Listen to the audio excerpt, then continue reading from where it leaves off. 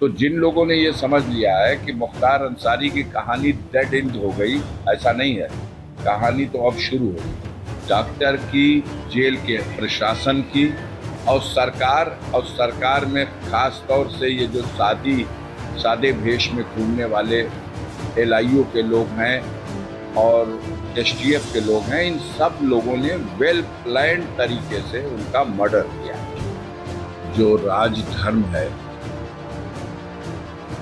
उसकी हत्या हुई।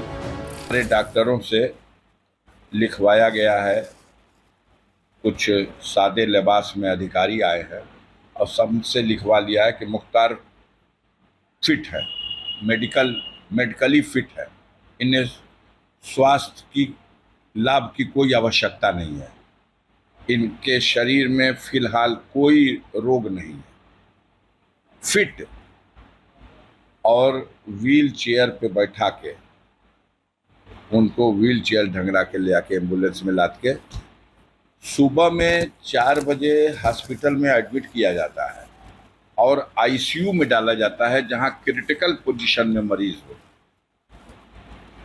6 घंटा इलाज के बाद वो होश में आ जाता है और उसके 4 घंटे के बाद बिना ऑब्जर्वेशन में रखे उसको 72 घंटा ऑब्जर्वेशन में उसको जनरल वार्ड में रखना चाहिए था।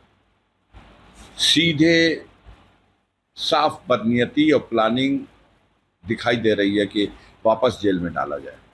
तो जेल में डाल दिया गया। 24 घंटे में उसकी हालत बिगड़ गई। जिस दिन मौत हुई है उस दिन उन्होंने शाम को 3-3:30 बजे टेलीफोन से वार्ता किया है अपनी बहू से, अपने बेटे से। तो उसकी बहू ने, उसके बेटे ने उनसे जब बात किया है, वो वीडियो वायरल हो रहा, देखिए उसमें वो बोल नहीं पा रहे हैं। वो कह रहे हैं कि मतलब हम पर जहर का असर हो चुका है और हमारी बॉडी हमारा साथ नहीं दे रही है, हम बेहोश हो जा रहे हैं, हम खड़े नहीं हो सकते, हम बैठ नहीं सकते। इस कंडीशन में 3-4 घंटे बाद हमारा गैस भरा हुआ है पूरे पेट में, 10 दिन से मुझे बाथरूम नहीं हुआ है। अगर किसी को कार्डियक अरेस्ट होता है, किसी को हार्ट अटैक होता है, तो क्या ये सारी परिस्थितियां नहीं उसके लिए जिम्मेदार हैं? और ये सारी परिस्थितियां अगर हैं तो जेल का डॉक्टर कैसे लिखता है कि ये फिट है?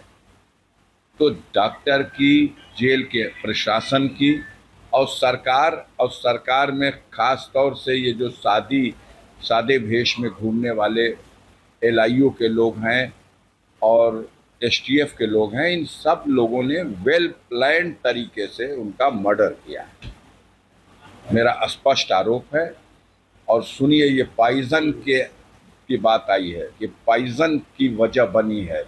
हार्ट अटैक हो सकता है, अभी बिसरा रिजर्व हुआ है, गया है जांच में, केमिकल रिपोर्ट जैसी भी है देखा जाएगा। उसके बाद भी और किसी डेथ का पता लगे या ना लगे, लेकिन अगर जहर से डेथ होती है तो मुख्तार अंसारी की बॉडी दफन की गई है मिट्टी में, और इस एहतियात के साथ दफन किया गया है कि अगर ज़रूरत पड़ेगी जांच में आगे भविष्य में कभी, तो 5 साल, 10 साल, 20 साल के बाद भी उनकी बॉडी का उस स्थिति में भी परीक्षण किया जा सकता है।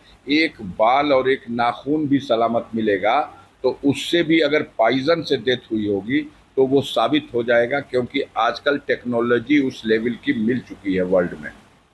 तो जिन लोगों ने ये समझ लिया है कि मुख्तार अंसारी की कहानी डेड एंड हो गई, ऐसा नहीं है। कहानी तो अब शुरू होगी। इस सरकारी तंत्र ने झूठे मुकदमे लिखवाए, बदनाम करने के लिए झूठी कहानियां उनके साथ जोड़ी। जेल में बंद करने के बाद उस आदमी के खिलाफ 50 से ज्यादा मुकदमा जेल में भी है और 50 मुकदमा भी लिखा गया है। अन्याय की पराकाष्ठा है। वो समझते थे कि हमने मुख्तार अंसारी को मिटा दिया। कल पता चला है उत्तर प्रदेश सरकार को, प्रशासन को और जो मीडिया के बंधु हैं उनको भी देखने को मिला होगा कि किसी की औकात की पहचान उसकी अंतिम ही यात्रा होती है। हुजूम का हुजूम ऐसे निकल रहा था जैसे कि जमीन फट गई हो, इंसान निकल रहे हैं। सिर्फ सर ही सर दिखाई दे रहा था। इंसानों क्या एक समुद्र में सैलाब आया हो, और पागल हो गए थे देख करके अधिकारी। फिर उनके गुस्से का मुजाहरा भी आपने देखा होगा, इनलीगल धमकी भी आपने देखा होगा। आज तक इस भारत में किसी को अपनी शव यात्रा ले जाने के लिए और किसी के दाह संस्कार के लिए कभी ये प्रतिबंधित नहीं किया गया कि शमशान घाट शव यात्रा में कितने लोग जाएंगे या शमशान घाट पर चिता में कितने लोग लकड़ी रखेंगे। और न किसी मुसलमान के लिए प्रतिबंध लगाया जा सकता है कि किसी की नमाज जनाजा में कौन शिरकत कर सकता है और कितने लोग कर सकते हैं, या उसकी मिट्टी कौन दे सकता है या नहीं दे सकता है, और इसके लिए अनुमति नहीं ली गई। धमकी दी गई कि आचार संहिता लागू है। कोई पॉलिटिकल आयोजन था, किसी पार्टी का सम्मेलन था, कोई धरना जुलूस प्रदर्शन था, आचार संहिता के उल्लंघन का विषय कहाँ पैदा होता है। जो राजधर्म है उसकी हत्या हुई है। 19 तारीख को मुख्तार को जहर दिया गया, जेल में खाने में मिलाकर जहर दिया गया। मुख्तार ने खुद इसकी कंप्लेन न्यायालय में कराई। उनके वकील ने हमें भी बताया। हमने खुद जेल सुपरिटेंडेंट से टेलीफोन से बात की और उसने बताया कि हाँ तबीयत ख़राब है। हम लोग डॉक्टर भी दो डॉक्टरों का पैनल बाहर से भी मंगाया है और जेल का डॉक्टर, ये 3 डॉक्टर उनका इलाज कर रहे हैं। हमारी ये वार्ता 20 तारीख को हुई है और उन्होंने कहा कि वो ठीक हो जाएंगे। हमने उनसे अपनी बातचीत में ये कहा है कि उनको जहर दिया गया है और इससे पहले भी उनके बैरिक का खाना चेक करने वाले जेल के कर्मचारी बंदी रक्षक को भी इस जहर का असर हो गया था। जेल में डिप्टी जेलर जो उनकी जेल का बैरिक का इंचार्ज है, उसने भी एक दिन खाना चेक किया और उस जहरीले खाने को खा करके वो बीमार हो गया था। और ये दोनों भी, इनकी जान बची है, हॉस्पिटल में 5 दिन एडमिट रहे हैं तब। और अब की बार ये जहर मुख्तार को भी खिला दिया गया धोखे से। उनके बड़े बेटे दुर्भाग्य है सबके लिए, देश में कानून और व्यवस्था है। अब्बास कासगंज जेल में बंद हैं। उनकी कई 3-4 मुकदमा तो मऊ में चुनाव के दौरान उनके खिलाफ लिख दिया गया आचार संहिता उल्लंघन का।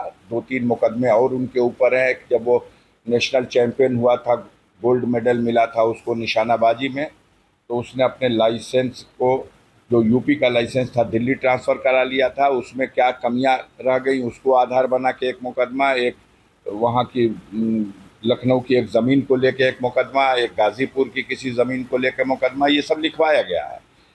ज़्यादातर मामलों में उसकी ज़मानत हो गई है। 2 मामले ऐसे रह गए हैं जिसमें अभी एप्लीकेशन उसकी हाई कोर्ट में पेंडिंग है। इसमें उसको शामिल कराने के लिए सीधा सा है कि पेरोल का नियम है कि पुलिस कस्टडी में किसी के परिजन की अगर इस तरह से मौत होती है तो उसके दाह संस्कार या मिट्टी में शामिल होने के लिए किसी को दिया जा सकता है। इस आधार पर हाईकोर्ट में दरखास्त दी गई, लेकिन अफसोस ये रहा कि जिस कोर्ट में ये दरखास्त पड़ी और जहाँ सुनवाई होनी थी, चूँकि वो एमएलए हैं इसलिए एमपी एमएलए कोर्ट में ही सुनवाई हो सकती है, तो वो कोर्ट उस दिन बैठी ही नहीं। सुबह में बताया गया कि लंच में बैठेंगे, लंच में बताया गया कि आज जज साहब बैठेंगे ही नहीं। तो जब बैठेंगे नहीं तो डिसाइड नहीं हुआ, और जब डिसाइड नहीं होगा, आदेश नहीं होगा, तो जेल से निकल के आएंगे कैसे। For more of such videos, do like, share and subscribe to ET Now Swadesh.